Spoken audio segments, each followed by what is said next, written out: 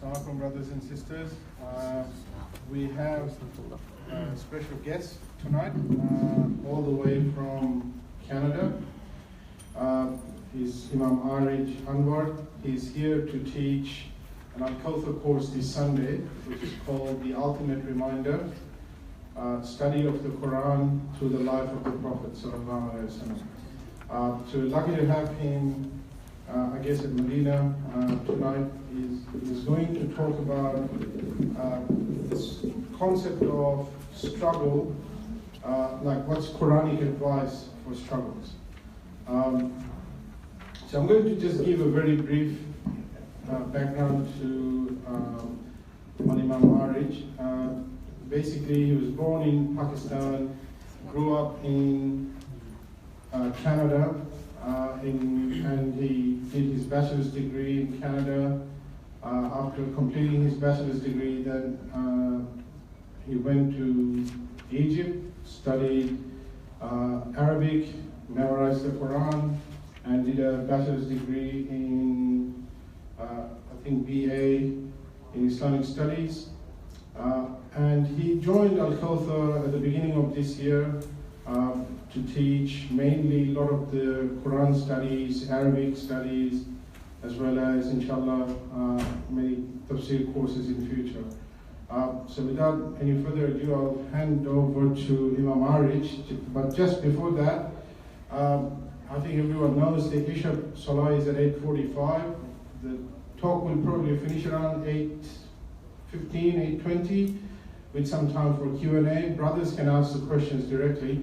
And sisters, I think there's some paper being passed around, so please write down your questions and pass them at the front. Jazakallah khair. All right. Bismillah ar-Rahman ar-Rahim. Alhamdulillah. Salatu wassalamu ala Rasulillah wa ala alihi wa ashabihi wa wala. Rabbi shrah li sadri wa yassir li amri wahlul 'uqdatan min lisani yafqahu qawli. Assalamu alaikum wa rahmatullahi wa barakatuh. Thank you all for sticking around after Maghrib Sunnah on this very pleasant Wednesday evening. And the idea of the talk is one of the central parts of the Qur'an. How do we navigate life? How do we navigate the ups and downs of life? And this is something that nobody is immune from. Like, all of us go through good times and bad times. The Prophet of Allah also went through good times and bad times. And the thing that consoled him was the revelation of the Qur'an, the ayat of Qur'an. Right? Allah subhanahu wa ta'ala says about the ayat of Qur'an with regard to the Prophet ﷺ, He says that كَذَلِكَ لِنُثَبِّتَ بِهِ فُؤَادَكَ وَرَتَّلْنَاهُ تَرْتِيلًا. Like, the revelation comes piecemeal, because that is meant to give the Prophet's heart, strength. Okay, so that strength to be able to go through the challenges, right? To be able to go through the good times and the bad times. That was one of the main purposes of the revelation of the Qur'an, and it's a fascinating aspect of the guidance. We think of the guidance as it's our salvation in the akhirah, right? That's obviously very important. We think of the guidance as a means of deliverance from the fire of hell, very critical. But also guidance in how do we navigate life right now, like how do we deal with issues, how do we deal with difficulties. All these things is part of the guidance of the Qur'an. So in surah number 12, Surah Yusuf, Allah subhanahu wa ta'ala describes, or rather concludes the surah with a very powerful ayah. He says that لَقَدْ كَانَ فِي قَصَصِهِمْ عِبْرَةٌ لِأُولِي الْأَلْبَابِ.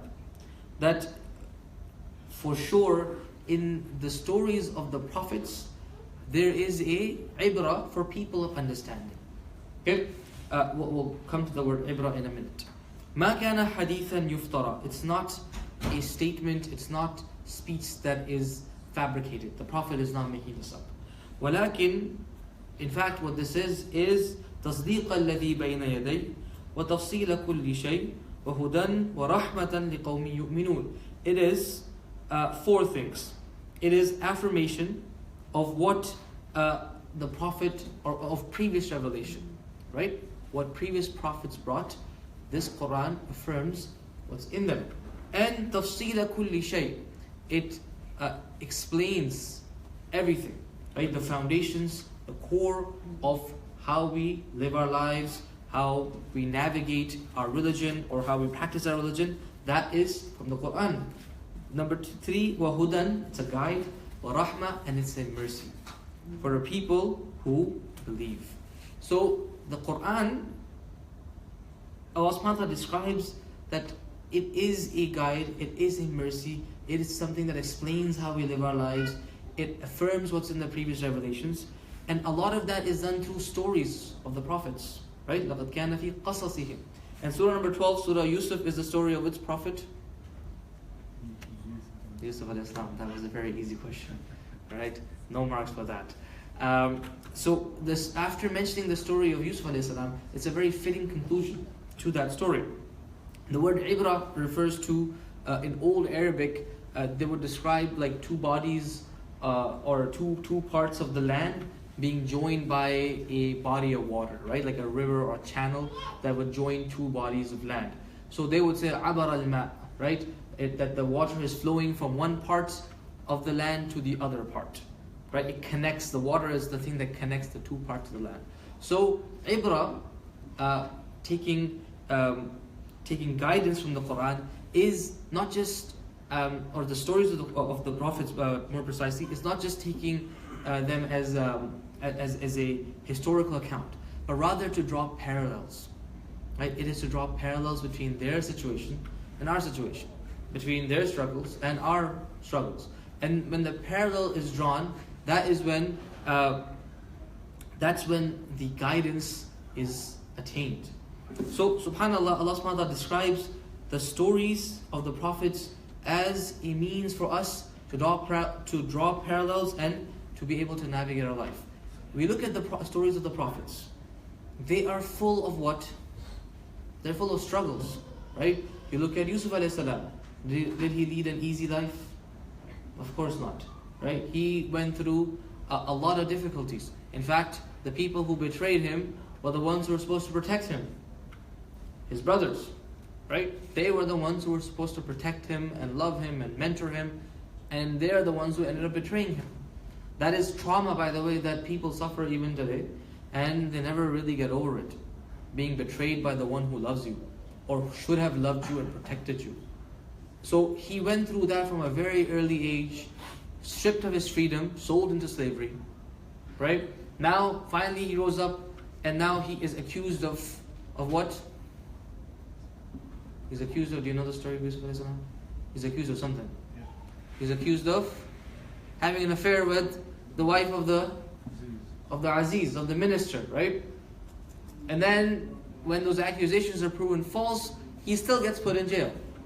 Even when they know he is innocent, he still gets thrown into jail. You know what it feels like for somebody to be in jail when they're innocent?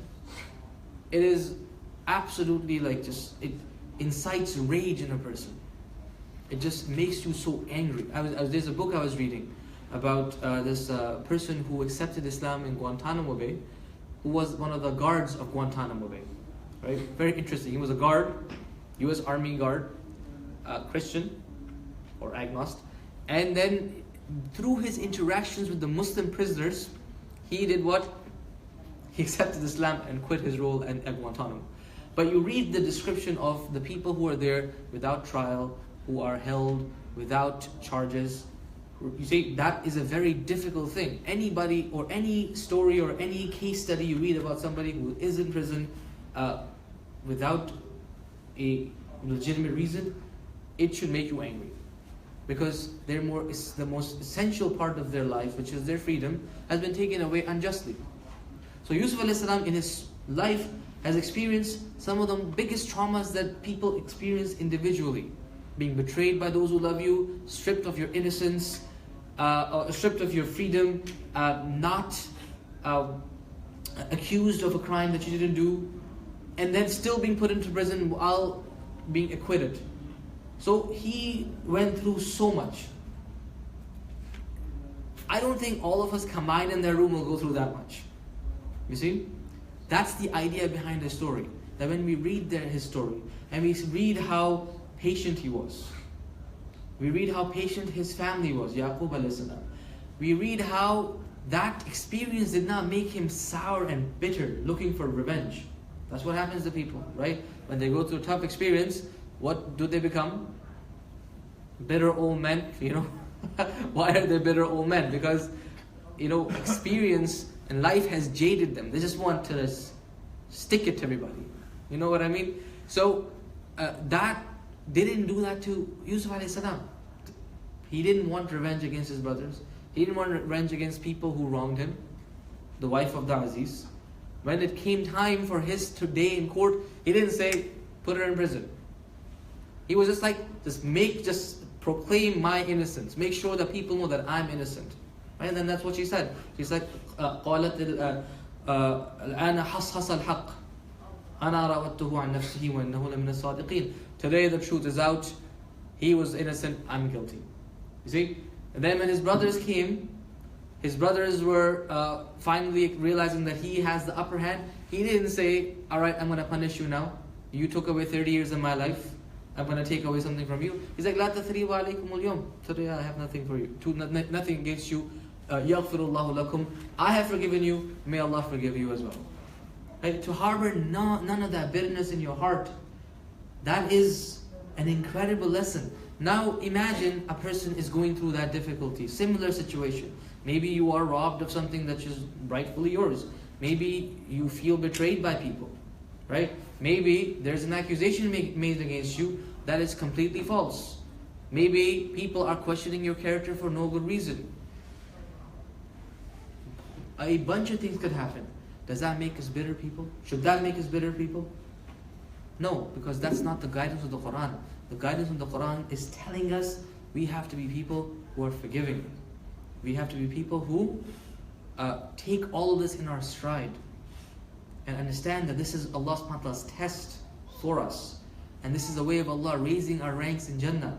This is a way of Allah subhanahu wa ta'ala removing our sins. So the stories of the Qur'an, of the prophets in particular, is one of the major ways that Allah consoled the Prophet ﷺ, and it's one of the major ways for us to get over our own difficulties in life. Whatever difficulty we are going through, fundamentally you will find it in the life of a prophet. And you will find it to be like in its worst case scenario. It's not like a little bit there, here or there. You will find it to be like its worst case manifestation.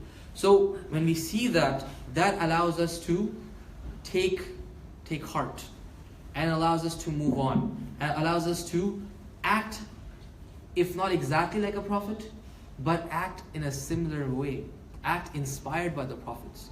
And that's the goal, right? That's what we want to be. فَأُولَٰئِكَ مَعَ النَّبِيِّينَ وَالصِّدِّيقِينَ وَالشُّهَدَاءِ وَالصَّالِحِينَ. The people on the straight path, who are they? They are the ones who are with the prophets and the truthful and the martyrs and the righteous. You just want to be in that company.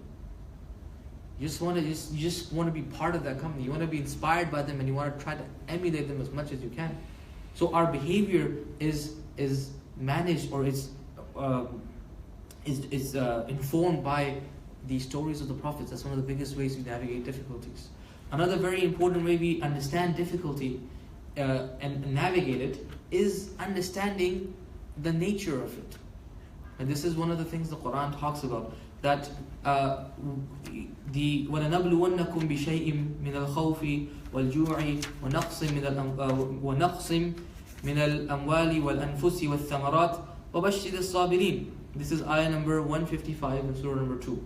In Surah Baqarah, Allah subhanahu wa ta'ala says, for sure we will try you and test you with some type of a trial.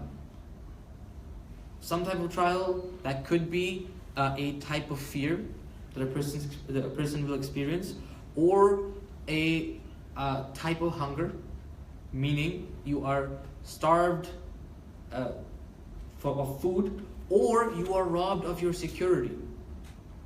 The people who are fleeing war, there's about 42 million people in the world that are refugees today, right? What are they fleeing? They're fleeing this particular situation, that they are afraid of their hometowns, of their homes, of the situations that they're in, and they're fleeing that, they're escaping that. So the loss of security and peace, that Allah subhanahu wa ta'ala could try us with that. He could try us with the loss of food, even the most essential food. He could try us by a loss of wealth, by a loss of us losing family members, wal anfus, people who are dear to us and near to us. And with thamarat. Thamarat, you know what thamarat are? You can translate, tell me, like, fruits. Yes, I'm happy someone said that, thamarat, right? So that's a good translation. But thamara, in like the way the scholars describe it, is kullun ma yuntafa'u bihi, everything that you can benefit from. Okay? And it is considered to be like above like the basic necessities of life. So you have the basic necessities, the food that you need to eat to survive. Correct? That does not include camel meat or chicken. That's not a basic necessity. It's like it's a somewhat of a luxury, right? What's interesting is thamarat are complete luxuries. These are things that you don't have to eat to survive or to live another day. These are things you eat to enjoy. These are things that are eaten for enjoyment. So Allah subhanahu wa ta'ala could test us by taking away our luxury. He could test us by taking away our most basic necessities. He could test us by taking away our sense of security. He could test us by taking away some of our money. He could test us by taking away some of our family members. And more. There is many different types of tests that a person can go through. And what Allah says is, for sure this will happen. وَلَنَبْلُوَنَّكُمْ بِشَيْءٍ. For sure it will come to pass. There is no escaping it. So when something bad happens to us, we have to understand what? We have to understand that this is what Allah told us. Right? This was meant to happen. When the Sahaba were trapped in Madinah and the army of the Ahzab came to invade them, and not just invade them, completely eradicate them from the face of the earth, what was their reaction? Did they say, oh, why is this happening? How can Allah punish us? We were good people. Why us? Why do we keep getting attacked? They're like, no, هَذَا مَا وَعَدَنَ اللَّهُ وَرَسُولُهُ وَصَدَقَ اللَّهُ وَرَسُولُهُ. This is exactly what Allah and His Messenger have promised us. And they're correct, they're truthful. You see, the idea of understanding that a trial is not some sort of punishment that Allah subhanahu wa ta'ala is trying to get you. Understanding that a difficulty, a test, is part of life that Allah has told us is going to happen. It will come to pass. So, deal with it. How do we deal with it? وَبَشِّرِ الصَّابِرِينَ. Congratulate those who are patient. You know the word musiba in Arabic? You know what does the word musiba mean in Arabic? Trial, right? In Urdu it means like a musiba, right? Like difficulty. What's wrong with this person? He's a musiba, right? Even in Arabic we say that. But in musiba, إِذَا أَصَابَتْهُ musiba, the idea of a calamity, right? Or a trial. Linguistically where that word comes from is very interesting. It comes from the archer. Right? The archer, when the archer fires the arrow and the arrow goes, poop, like hits the target. So they would say, أصابت الهدف, right? Or أصيب الهدف. The target was hit. So a musiba is meant to be something like an arrow striking you. Not that you're like, right? I'm gonna die. But it's not, it can't miss you. It was not going to miss you. It was going to come to you. It was meant for you. There was no way it was going to miss you. So this is the understanding that we're supposed to have of a difficult situation in our lives. This was meant to happen. Allah subhanahu wa ta'ala is the one who put it in this place. Right? And once we understand that, then it's easier for us to deal with it. وَبَشِّرِ الصَّابِرِينَ. The ones who are patient. How are these people patient?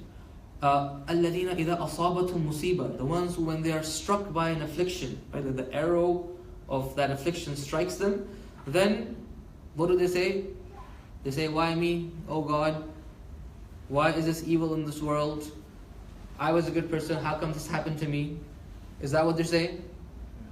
Do they get agitated? Do they become bitter? No, they say, Inna lillahi wa inna ilayhi raji'un. They say, we belong to Allah, and we will be returning to Him as well. Meaning we are Allah's. Whatever we have in our lives is Allah's. Everything Allah subhanahu wa ta'ala gave us. And when we die, we will go back to Him. Meaning, whatever Allah wants, He can do to us. Whatever Allah wants, He can put us through. And our job is to be patient, to show our gratitude to Him. And then Allah subhanahu wa ta'ala says, when these people are patient, what does Allah do for them? أُولَٰئِكَ عَلَيْهِمْ صَلَوَاتٌ مِّن رَبِّهِمْ وَرَحْمَةٌ. These are people who receive the greatest mercies of Allah. Right? Allah subhanahu wa ta'ala sends His showers His mercy over them. وَأُولَٰئِكَ هُمُ الْمُهْتَدُونَ. And these people, they exclusively are the ones who are guided. Why do I add the word exclusively here? If you look at the ayah, أُولَٰئِكَ, those people, whom they, al-muhtadun, are the ones who are guided. Meaning, there is nobody else who can claim to be guided. This is linguistically, if you have the word, that's like, I say, this is a cup, right? Yes or no? I'm like, let me think about that for a minute. The word after is? Like, what is the word after is in my sentence? A cup. Come on guys, wake up. Okay? So that, if I was to say, this is the cup, right, in Old Arabic, what I'm trying to say is, there is no cup besides this cup. Obviously, that is not like the entire intention behind it, but linguistically, as a rhetorical tool, it is used to sound like that. Okay, so when Allah says, "Ulaika humul muhtadun," those people, they are the ones who are guided. It's like that is exclusively them. So unless a person can calm themselves down and control themselves, when stuff gets difficult, when things get tricky, they can't claim guidance. Doesn't matter how much you've studied, how much you know, how much Qur'an you memorize, whatever evidences you know of fiqh. If you can't control your anger in moments of difficulty, if a person cannot control their tongue in a time of distress, the guidance is missing. Guidance is missing. أُولَٰئِكَ هُمُ الْمُهْتَدُونَ. So Allah subhanahu wa ta'ala describes here the people, firstly the reality of difficulties is going to come. He describes that the people who go through this, they say, "Inna lillahi wa inna ilayhi raji'un." This is from Allah, accepting that. I have a friend, and his son actually was one of my students, mashallah, very bright young man. And then this friend of mine, he had kidney failure, right, and a very bad one, and he's pretty young. He's not that old, He's my friend, so he has to be young. That was a joke, guys. Come on. So he has a kidney failure. He's really young. He has little kids. So what ended up happening was he was on the list to get a donor, right, like an organ donor. The list is 15 years long. He has to wait 15 years, and he may not even live to see 15 years. Is given a situation. So his wife decides to donate her kidney to him, right? MashaAllah, what a beautiful marriage. So they go through that difficult operation, like the wife goes through it, the husband goes through it, right? They replace the kidney, he's in the hospital recovering, right? Everything's looking okay. And then about a week into the surgery, or after the surgery, the body is like reacting, right?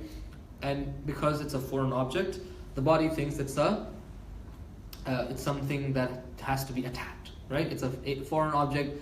The body's instinct is to attack it, and the body starts attacking the new kidney, and he's having all these difficulties. The doctors are like, "We have to operate on you again." They operate on him, and they decide that they're gonna take the kidney out and throw it away. Subhanallah.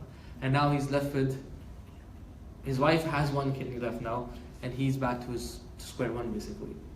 So, and he having gone through that difficult surgery, right? Like to open up those stitches again, to go through that again, and then be stitched up again, the pain, oh my goodness, the pain, right? It's like, it's too much. I've been through like a couple of surgeries too, alhamdulillah, nothing serious, just like a reconstructive surgery on my knees. You can blame my hyperextended knees for failing me when I'm playing basketball. But interestingly enough, the pain of this time, some of my stitches kind of like reopened after they were supposed to dissolve, right?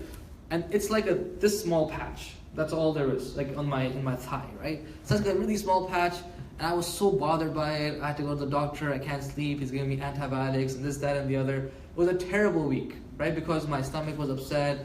I'm not feeling very happy, right? Imagine your whole like stomach is cut up, yeah, and then they stitch it, and then they reopen it and they restitch it. Subhanallah, the pain is too much. And here is a person, mashallah, both his sons did health. He himself is leading, of a person of the most upright character. Everybody that says nothing but good things about him. His wife as well. This is like an amazing family. But Allah subhanahu wa ta'ala is putting them through these difficult situations. So I go to their house to, offer, not condolences, but to see them. Right? When a person is sick, we should go see them. That's the sunnah of the Prophet sallallahu alaihi wasallam. Right? Often, a very often neglected sunnah of the Prophet, particularly people my age, right? Nobody goes to see anybody. Everybody's in their homes watching Netflix or watching the game, okay? You need to get out and go visit people who are sick, right? Who are going through difficult times. Very important, guys. I go to visit him and I'm like, I don't know what to say to this person, right? He's gone through so much trauma. What do I say to someone like this?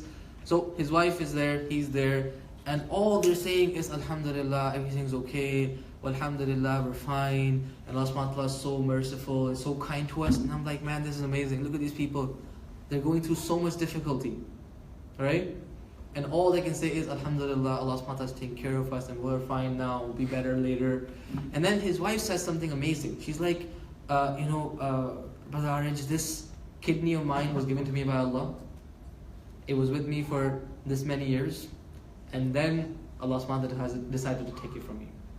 And now He's taken it. Right? It was His, He gave it to me, and then He took it from me. And I was like, subhanAllah, that is, أُولَٰئِكَ عَلَيْهِمْ صَلَوَاتٌ مِّن رَبِّهِمْ وَرَحْمَةٌ وَأُولَٰئِكَ هُمُ الْمُهْتَدُونَ. That is what it means to be guided. To have that level of acceptance for the difficulties that a person is going through. To be that patient and thankful in the situation of such difficulties, in the face of such difficulties. That is what guidance means. We say what in Surah Fatiha? What do we ask for in Surah Fatiha? Ihdina siratal mustaqim. Guide us to the straight path. This is what guided to the straight path means. Right? So, the idea of a person being able to bear the difficulties, that's a very important construct in the Qur'an. The Qur'an also talks about the idea of why Allah subhanahu wa ta'ala is testing you. Why does Allah subhanahu wa ta'ala put us in difficult situations? What's the point? Well, the Prophet ﷺ says about this, that inna Allah إِذَا أَحَبَّ اللَّهُ قَوْمًا إِبْتَلَاهُمْ. That when Allah loves a people, He tests them, He tries them. It seems counterintuitive, right? So if you love somebody, you want to give them some more good things, right? But Allah subhanahu wa ta'ala, when He loves somebody, He tests and tries them. Why is that? There's great wisdom in it. In educational psychology, we have this idea called the zone of proximal development. Fancy term for basically figuring out why or how people learn, right? And the idea is if things are too easy and there's no stress, right? Things are very easy, then a person doesn't learn anything because their brain isn't challenged enough. They just kind of cruise through, and they may not actually, despite all of their ability and talent, they may not learn anything. Despite it being easy and them being very smart, they may not learn anything because it was too easy, not challenging enough. Okay? Then there is the second part, which is something is too hard. Right? Something is too stressful. In that situation, a person doesn't learn anything either. Because the reaction of the brain and the body to that stress is what? Shuts down. Right? I can't do this. This is too much. Right? That's what everybody says about math. I can't do this. Too much, too hard. Put it away. Let's watch some YouTube videos. So, the ideal zone is right between the two, where it's difficult enough for the brain to pay attention, but not too difficult where the brain's like, I give up. Right? It's like that right amount of stress and anxiety is needed for a person to learn anything. That right amount of stress and anxiety is needed for a person to actually do something. Right? So I'll give you an example. I do like these projects. For example, I was writing the course, or I was making these slides for the course, right? And I emailed Brother Faith. I'm like, Brother Faith, I'll send it to you by Thursday. Okay? Thursday comes, it's like a week to the course, right? Thursday comes and goes, I'm like, I have a week, inshallah, no problem. Okay? Friday comes and goes. Next thing I know, I'm on the plane coming to the UK, right? And I'm like, subhanAllah, I still haven't finished my slides. So the moment I get on the flight, I'm like, now I'm going to be working on the slides. Because there is this anxiety, the right amount of anxiety is there. Right? Before that, there's not enough anxiety. I have a whole week, it's okay, I'll do it, inshallah. Let me just watch some highlights first. Okay, let me watch something, I saw something on, social media, let me just watch that for a little bit. Let me read this, let me read that. And next thing I know, time's up, I go to sleep. Okay? But when the right amount of anxiety is there, that's when I am locked in. I'm like, yeah, this is me at my most optimal. Right? Anybody feel that way too? Right? All of us do, right? Remember writing exams? I remember writing exams, and I would be like a 3-hour exam. The first 2.5 hours, I get through like half of the exam. The last half hour, I get through the other half of the exam. Because I'm so focused in that half hour. It's insane. And I would do it, and I was like, I wish I could just do this like in the first half hour. Why does it have to be the last half hour? So the idea of that amount of stress needed to bring out the best in you. This is the thing that we know, right? That's what pushes us to do something really well. That's actually what brings out the best of our abilities. That's what's needed for us to learn anything, for our brain to actually become activated to remember things. When Allah loves the people, He tries them and tests them. Meaning He puts them under a situation that brings out the best in them. It brings out the best of their character. It brings out the best of their worship, the best of their dua. Right? This is what happens. So it's a means of Allah subhanahu wa ta'ala bringing a person closer. I remember when I was in Egypt, and I was going through a little difficult time. You're studying Arabic, you're broke, right? Surrounded by Egyptians, not ideal combination, right, of things. So, mashallah, I love my Egyptian family, mashallah. All my teachers are Egyptians. I am indebted to the Egyptians forever, alhamdulillah. But what's interesting is your circumstances are tough, right? So I remember I would make such heartfelt dua every single day. And I would be making it between the adhan and iqamah without fail. To the point some brother came to me in the masjid once, he saw me making dua and he's like, Ya Basha? I'm like, yes. He's like, make dua for me. I was like, okay. He was so impressed by my dua. And I was like, why is it that now I don't make dua like that? Right? Why is it that now I'm like, alright, let me check the score or something. Let me check Facebook. Right? The anxiety is missing. Right? That drive is missing. That urgency is missing. So when that urgency is there, when the circumstances are difficult, the best dua comes out, the best salah comes out, the best everything comes out. And that's why also, by the way, you admire the Prophet ﷺ, who was, every time he prayed, doesn't matter, it was good times or bad times, it was 100%.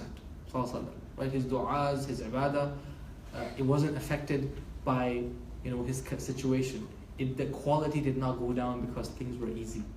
Right? That's the bar that we have to aim for. We ask Allah to allow us to get there. So Allah subhanahu wa ta'ala brings out the best in us when He puts us through difficulties. We understand that. Right? Allah subhanahu wa ta'ala will also give us, He will remove our sins.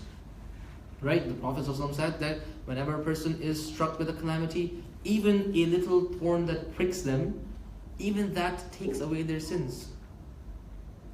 حَتَّى يَمْشِي فِي الْأَرْضِ وَمَا عَلَيْهِ خَطِيئَةٌ, until the person is walking around and they are sinless. So Allah subhanahu wa ta'ala puts us through difficulties to remove our sins. Allah subhanahu wa ta'ala puts us through difficulties to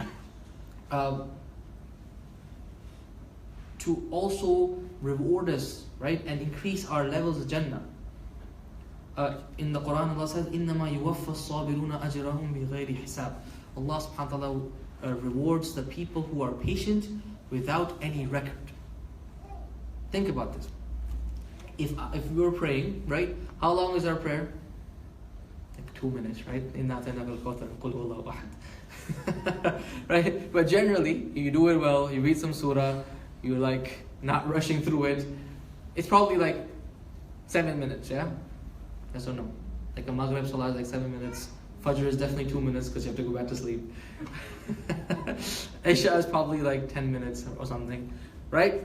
So the amount of ajr we're getting is like those 10 minutes of Salah, right? Yes or no?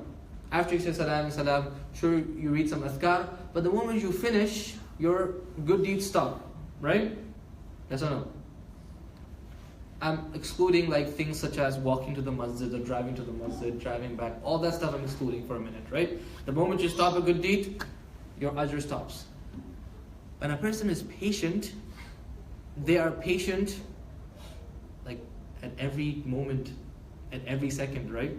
If I'm going through some difficulty, I can't be like, okay, I'll be patient now, and now I'm done being patient. I won't be patient now, right? You are patient consistently, every minute, every moment.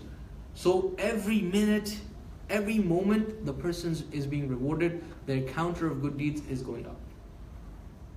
That's what being in a difficult situation and being patient through it, that's what it does. Every single moment you bear that difficulty, the counter of good deeds keeps rising.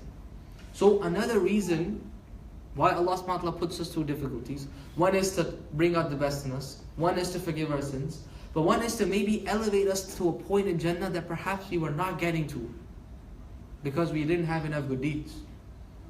But because of our patience, because of holding back ourselves, every minute, every moment turns into a good deed. And that will elevate us into Jannah to a very high level. And Allah subhanahu wa ta'ala says about, the Prophet says about this, that أَشَدُّ النَّاسِ بَلَاءً الْأَنْبِيَاء ثُمَّ الْأَمْثَلُ فَالْأَمْثَلُ. That the people who go through the most difficult trials are the prophets. And then the people who are next to them in terms of like their level. And then the ones who are next after that in terms of how closely they act and resemble the prophets. So this gives us a very complete understanding of what is the purpose behind the difficulties that Allah subhanahu wa ta'ala puts us through. It is not to be it's not Allah subhanahu wa ta'ala's way of getting us. It's not like a punishment. Allah subhanahu wa ta'ala is not out to get you. Okay? It is a means of elevating us. It's a means of elevating us. Sometimes people will say, oh well, I was abused when I was a child. How is this forgiving my sins? I didn't have any sins. Right? A person, for example, a girl was abused by some Qur'an teacher, or was abused by some family member, and she was a little girl. You'll be shocked at how often this happens. Right? You look at me like, what's he talking about? It's very common. Okay? And that person grows up with a lot of trauma. She's like, how come this happened to me? I didn't do anything wrong. How come these people, these perverts were around me? It's not my fault. And the answer is, you're right, it's not your fault. And you're right, you didn't have any sins when you were that little. Because the Prophet said, رُفِعَ الْقَلَمُ عَنِ الثَّلَاثَ, right? The pen is lifted out of the three people, meaning their sins are now recorded, or their mistakes are now recorded. And one of those three is الصَّبِيُّ حَتَّى يَحْتَلِمُ, right? A child until they become an adult. You see? So clearly that person doesn't have any sins. So what is the reason why Allah puts them through that difficulty? It's clearly not to forgive their sins because they don't have sins. They're a child. Well, it goes back to the idea that life is a test, right? وَلَنَبْلُوَنَّكُمْ بِشَيْءٍ. It's going to be different types. Some of us don't have that test. Some of us do have that test. Some of us are like Yusuf alayhi salam, who the ones who were supposed to love and protect them betrayed them. Some of us don't go through that. Okay, so that's the first thing we have to understand, that this is This is why Allah put us here. These things are going to happen. What I'm going through, you maybe are not going through. What you are going through, I probably won't go through. Right? And each of us have our own difficult tests that we have to deal with. That's number one. And number two, this person dealing with this test, being patient, going through it, working through it, yeah, that every minute of that is reward for them. Every minute of that is them being elevated by Allah to a high level in Jannah. So it's not, again, we have to understand everything holistically. Why does Allah put us through tests? Why? What should our reaction be to those tests? Who is it that we look towards to find some solace? These are some of the pointers that the Qur'an gives us on how to deal with difficulties, how to deal with, navigate challenging circumstances. And I'll conclude by sharing a very beautiful hadith of the Prophet ﷺ, who is describing a person who is an absolute role model in how to deal with difficulties. And it's not a prophet, it's not a sahabi, it's just a person, right? And that person is anonymous, they are not named. So it could be anybody, it could be any person in any time. This person is somebody who just lost a child.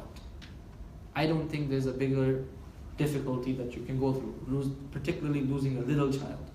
So he is suffering from that. And Allah subhanahu wa ta'ala is talking to the angels, and the Prophet is describing the conversation. So Allah subhanahu wa ta'ala says to the angels that قَبَضْتُمْ that have you taken the soul of my servant's child? قَبَضْتُمْ وَلَدَ عَبْدِي فَيَقُولُونَ نَعَمْ. They will say, yes, we have. Then Allah subhanahu wa ta'ala asks again, قَبَضْتُمْ ثَمَرَةَ فُؤَادِهِ. Have you taken away the apple of his eye, the joy of his life? فَيَقُولُونَ نَعَمْ. They will say, yes. فَمَاذَا قَالَ عَبْدِي. So what did my servant say when this tragedy befell him? What did he say? What was the reaction? حَمِدَكَ وَاسْتَرْجَعَ. He praised you, O Allah, and he said, إِنَّا لِلَّهِ وَإِنَّا إِلَيْهِ رَاجِعُونَ. Subhanallah. And then Allah says about this person, أُبْنُوا لِي عَبْدِي بَيْتًا فِي الْجَنَّةِ. Make for my slave, my servant, a house in Jannah, and name it the house of praise. وَسَمُّوهُ بَيْتَ الْحَمْدِ. Why? Because he praised Allah in the most difficult circumstance that any parent can imagine, losing their child. In that moment, this person had the iman to say, Alhamdulillah, inna lillahi wa inna ilayhi raji'un. That is the example that the Prophet ﷺ gave us. We ask Allah to be of those who can control our tongues in the moments of difficulty. We ask Allah to be of those who are able to show patience as difficulty afflicts us, and as we go through the difficult parts of our lives, the downs of our lives. And we ask Allah to remind us of the model of the Sahaba and the Prophets ﷺ, as described in the Qur'an, and that we find strength through their patience and inspiration in their examples. Ameen ya Rabbal Alameen. Jazakumullah khairan, everybody, for listening and being such a good attentive audience. If there are any questions, you can ask them now, or comments, if you want. It could be one of two things, right? Oh, I was going to say something silly, but you're asking the question. Oh, I was just saying it means one of two things if someone's not asking a question. Either everything is clear, mashallah, or nothing is clear. If people are like, oh, let's just go home. Sorry, but go ahead. So, what about the people who don't get through difficulties and they don't see trials in their day-to-day life, and they're just having an easy life without any difficulties? What about them? Is Allah testing them as well? Actually, for sisters' benefit, yeah. Can you please repeat the question? I will repeat the question, yes, inshallah. Does the sisters have a mic, or they will write the question? They'll write the question. Okay. Fair enough. Yeah, so that's a very good question. What if a person doesn't have difficulties? Well, my answer to that is, brother, do you have kids? I do. Okay, alhamdulillah. Someone's like, I don't have difficulties. I'm like, you don't have kids. That's why you don't have any difficulties. MashaAllah. Wait till you have kids. I'm joking. So it's different, right? Like it's different for different people, right? If Allah subhanahu wa ta'ala has given you that situation, alhamdulillah, more reason to thank Allah, right? That doesn't mean that Allah doesn't love you, right? That is a reason for us to be extremely thankful to Allah subhanahu wa ta'ala, right? And like the Prophet told us that Sallallahu al-afwa wal-afiyah, ask Allah for good health and good circumstances. Right? So we are supposed to ask Allah, oh Allah, give us good health, good circumstances. Not say, oh Allah, show me some love. Send me some punishment, right? We're not supposed to ask for that. So if that is the situation, well, alhamdulillah, that's amazing, right? We're taught, رَبَّنَا أَتِنَا فِي الدُّنْيَا حَسَنَةً وَفِي الْآخِرَةِ حَسَنَةً وَقِنَا عَذَابَ النَّارِ. Save us, give us the best in this life, and the best in the next life, and save us from the fire of hell. So if that is given, alhamdulillah, it's an amazing situation. But like Allah says, the tests could come at any time, and they will come in different ways. And Allahu Alam, I think the biggest tests are like just kids, right? People who don't have kids, like they would give anything to have a child, right? And the people who have kids, they will like just take my child for like one night. My parents were going away for vacation, right?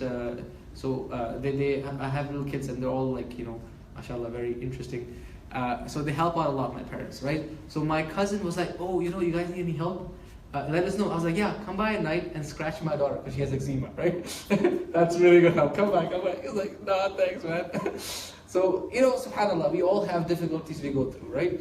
And sometimes it comes in ways we didn't expect. Right? So if we are in a situation, alhamdulillah, no test, we thank Allah, we ask Allah to make it easy when we do get tests. Wallahu a'lam. Was that? Yeah. Exactly. We have something from sisters, mashallah.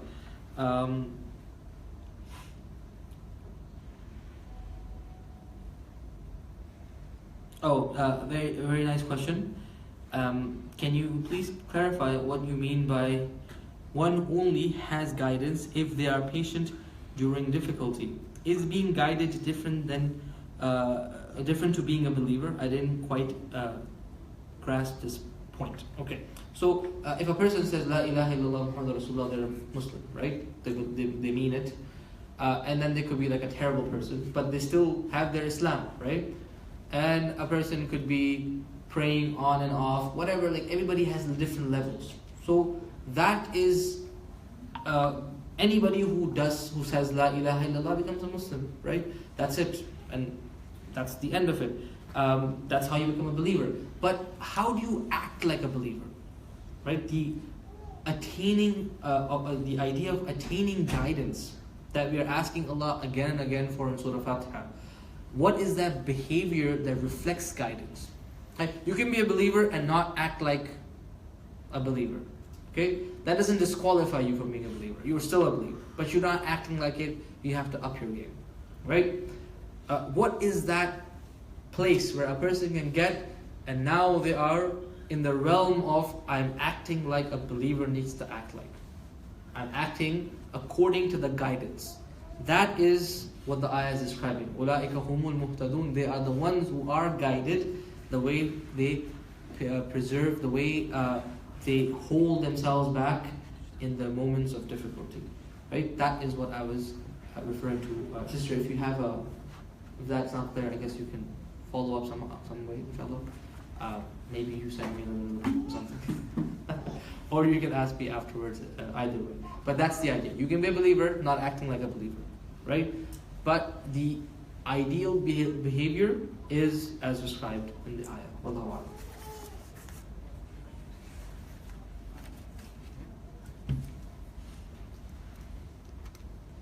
Yes, brother. Just a small question there. Which are the surahs in Qur'an we should be reading more for the interpretations where it says mostly about the struggles, the ups and downs, the stresses? Oh, mashallah, great question. I know the surah Duha talks a lot about the stress and... Are you talking about reading in like salah or reading just like... No, just the interpretations which will help us to increase the Oh, great. Yeah.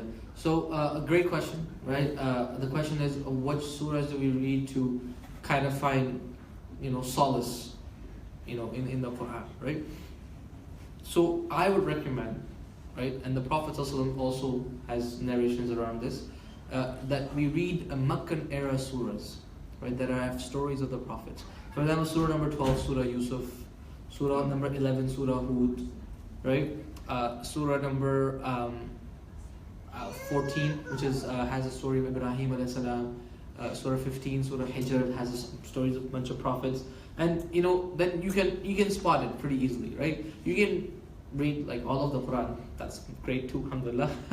But this part of the Quran, which is filled with stories of prophets, Surah number 7, Surah Araf, okay, has a lot of very, very powerful examples of how the prophets went through difficult situations and how they managed to get through it, right? And I would recommend that a person reads that, and a translation is very good. You can just get a lot out of a translation, so a translation will help, inshallah. And if you can find some lectures on it, that's even better, inshallah. Actually, a related question, Aarij.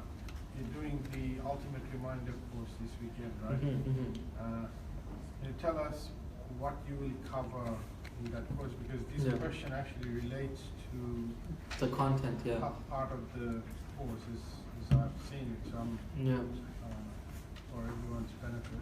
Yeah, absolutely. So one of the things we talk about in the course and spend quite a bit of time on is what was the message of the Prophet in Mecca, right? And the message of the Prophet in Mecca was the one that is really pertinent to us in the foundations of our religion, in improving our character, in getting guidance from the examples of the prophets. So one of the pieces of the puzzle, or one of the main themes of Meccan era revelation is stories of the prophets, history that the Qur'an presents, right? To make us understand the present.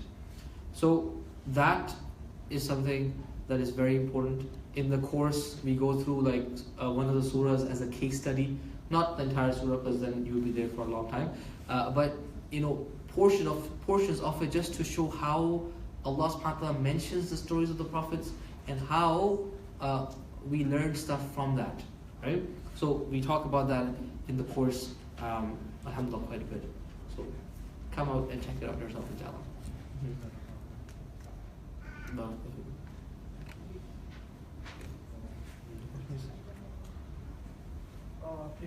If there are no more questions, we have one question. More questions? Okay. Oh, great. Brothers, you can ask away. Don't be shy.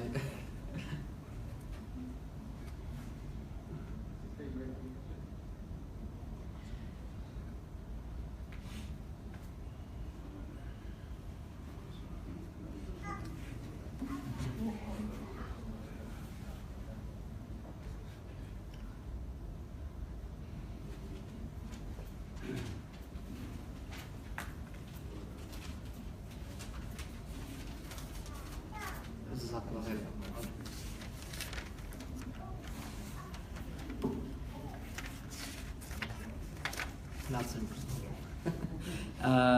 Is it wrong to feel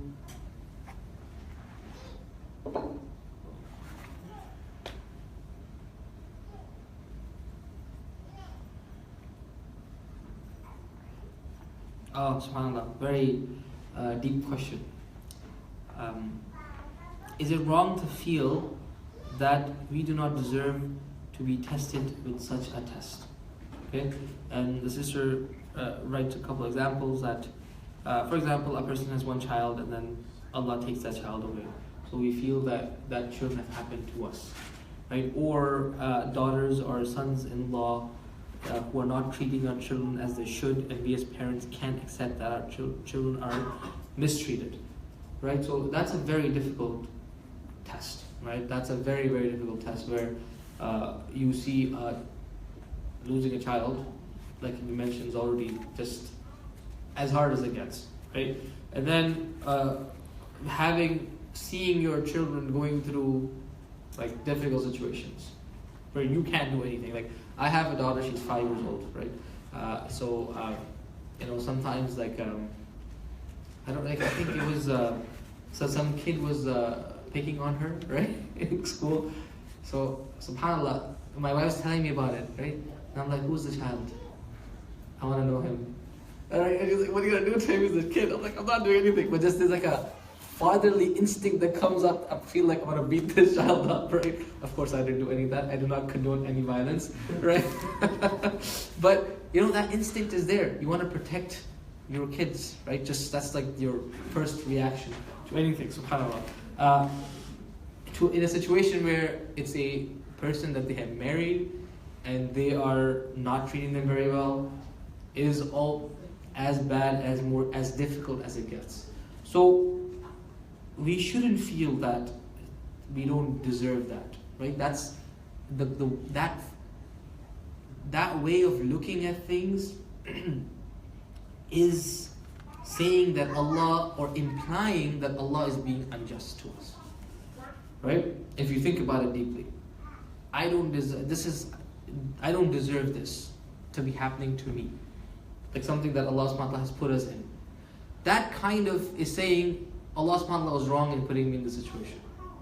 Isn't that what it's kind of implying? So we shouldn't necessarily feel that way, okay? And we shouldn't beat up ourselves on, why did we let them marry this person? We could have stopped that from happening. That could have put an end to this situation, right? Those things, like the Prophet said, the word law, if I had done this, it opens up the door for the shaitan to enter. Right? You can't change the past. It's already done, right? And to think that this is something I don't deserve this to happen to me, we shouldn't feel that way. That shows that we're really hurt, and that's fine to be hurt, right? It's okay to be hurt by a situation.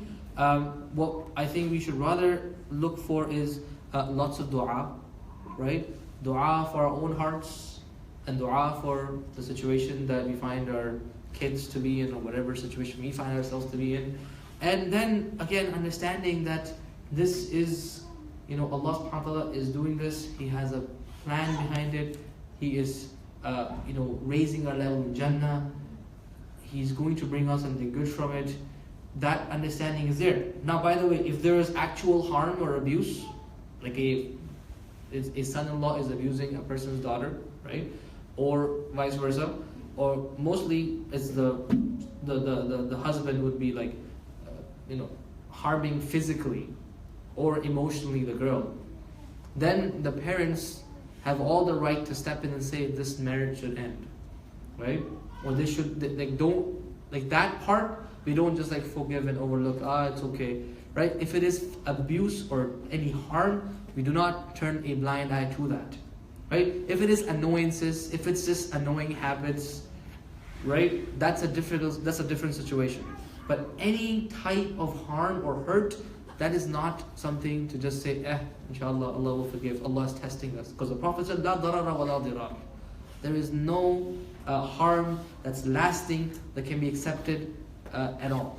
Right? That situation has to end at a certain point, and steps have to be taken to end it. Right? So whatever the situation, the specifics, obviously I don't have, and that's not the scope of the discussion either. But summarize, we shouldn't feel like we don't deserve this. Allah subhanahu wa ta'ala has put us through that. He is doing this with a plan. Okay? And there is something good that will come out of it. He's raising our levels of Jannah. And number two, if there's actual harm involved, don't just turn a blind eye to that. We will actually try to resolve the situation. But I'll give an example. I don't know if this happens in Australia or not. MashaAllah, Australian Muslim community is pretty good. You guys are all halal out. Everything is halal, MashaAllah, right? So, but in Canada, we're not too bad either, but nowhere near you guys, MashaAllah. So what's interesting is that there was there's some attacks at mosques, right? So I'm part of this council of imams, and they're discussing this thing, and some of the imams are we should just forgive them and make dua for their hidayah. Right? And then one of the senior imams is no, because we have to we have to get justice. We have to, press charges. We have to go after the people who attack the mosque. Not because we want to ruin their lives, but because we want to set a precedence for this, to stop this from happening again. And when there is harm, we have to stop that harm from happening. Because if it happens again, we're to blame. We didn't do anything the first time it happened. So, when it comes to actual harm, we don't just turn a blind eye and be like, may Allah forgive that person, may Allah guide them. No, we take that steps to stop that. But we don't hold anything in our heart like personally against that person. We still make dua for their guidance. But justice has to be served. That harm has to stop. So important that those two things are not confused. Wallahu a'lam. Yes. I wanted to know what falls under being patient. Like, if I share my sorrows or tests with someone else, does that mean that I'm being impatient or? It's how you're sharing it, right? Like, it's the tone, right? So, like, there's no problem in sharing. Sisters. Oh, sisters, yes, sisters. The question was, what does it mean to be patient? Jazakallah khair. How, if I tell people what I'm going through, is that me being not patient, as an example? And the answer is, it depends on the way a person is talking about it, right? So, as an example, I'll tell you about my personal situation. I have kids that have eczema, so when a child has bad eczema and they're young, they're up the whole night basically, right? They're just scratching and crying and tossing and turning. So what ends up happening is, me and my wife were just overwhelmed by the situation, right? We're just like it's like a pressure cooker. It's like, someone's like pressing down on us and we're about to just burst. But sharing that experience with others, right? Like, we talked about it to our friends about it. That it was just this calming influence, right? That really helps. And this Yaqub alayhi salam would say, "Innama ashku bathi wa huzni ila Allah." I complain to Allah about my sorrows, right? So dua as well, and complaining in dua to Allah. This is the sunnah of Yaqub alayhi salam. Sharing with the people as well, in terms where you're not complaining, you're not saying this shouldn't have happened to me, but in nicer ways. That definitely is a big help, right? So it's the way you do it, wallahu alam, that's more important than what you were saying. Allah places,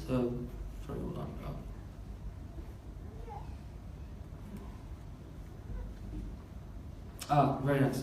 Allah places believers through a trial and calamity to cleanse them and elevate their rank in Jannah.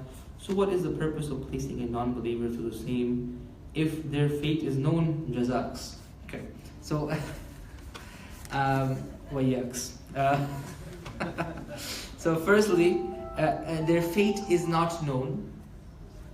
Nobody knows their fate. Nobody knows where they will be. Don't think, brothers, that you are going to be like your ticket to the Jannah is booked and you're just, waiting to get there, right? Sisters too. Likewise, nobody's place in Jannah is sealed. For us, in the knowledge of Allah, everything is done. In the knowledge of Allah, it's all done. That's obviously, that's an understood fact. But for us, from our point of view, from our vantage point, no one's fate is sealed. We could end up one way or the other. So we have to be very careful, and we have to continue to ask Allah subhanahu wa ta'ala again and again for guidance, and for our hearts to be, for our hearts to not deviate. The Prophet ﷺ, one of the top du'as of the Prophet, right, was Ya muqallib al-qulub thabbit qalbi ala dinik. Oh, you turner of hearts, strengthen my heart on your religion. And Anas and Salama, who narrate the hadith or narrate the dua, they were shocked at the level of the times the Prophet is making this dua. And Anas said to the Prophet that, Ya Rasulullah, we have believed in you. We have, we're believers, we're your Sahaba. Atakhafu alayna, you're afraid for our iman? He's like, of course, I'm afraid for your iman. That's what being a believer is. You're afraid for where a person will end up. So constantly asking Allah for protection and steadfastness, and also not, the opposite for a person who's not a believer. You don't know what their end is going to be. You never know that. That is something that Allah subhanahu wa ta'ala knows only. That's point number one. Okay. Now point number two is, what about a disbeliever? Why is Allah testing them? Why is Allah subhanahu wa ta'ala putting them through difficulties? Well, the answer is in Qur'an as well. In Surah number 32, Surah number 32, Surah 32, Surah Sajda, Allah subhanahu wa ta'ala says that وَلَنُذِيقَنَّهُمْ مِنَ الْعَذَابِ الْأَدْنَى دُونَ الْعَذَابِ الْأَكْبَرِ لَعَلَّهُمْ يَرْجِعُونَ. That for sure we will make them taste the smaller punishment or the lesser punishment before the greater punishment. لَعَلَّهُمْ يَرْجِعُونَ. Hopefully they will turn back to Allah. Right? What's the smaller punishment? The smaller punishment is stuff that happens to us in our lives. The greater punishment is the akhirah. Right? So the idea of these things happening to a person, it's meant to be a time for them to kind of wake up, right? And take heed of their lives. How many people go through a situation where they almost died, right? And that reminder of their mortality forces them to examine their life and their priorities, and they come to the religion, right? How many people, Muslims and non-Muslims alike, go through this? So that is, wallahu alam, the purpose of it. So لَعَلَّهُمْ يَرْجِعُونَ. So perhaps they would return back, and also all of us as well. Anybody who is kind of like drifting away from the religion, the tests of Allah are meant to remind us and give us the opportunity to bring us back to the faith. Wallahu alam. Is it a time? Okay. It's all over. Alright. جزاكم الله خير. سبحانك اللهم وبحمدك نشهد أن لا إله إلا أنت نستغفرك ونتوب إليك. السلام عليكم ورحمة الله وبركاته.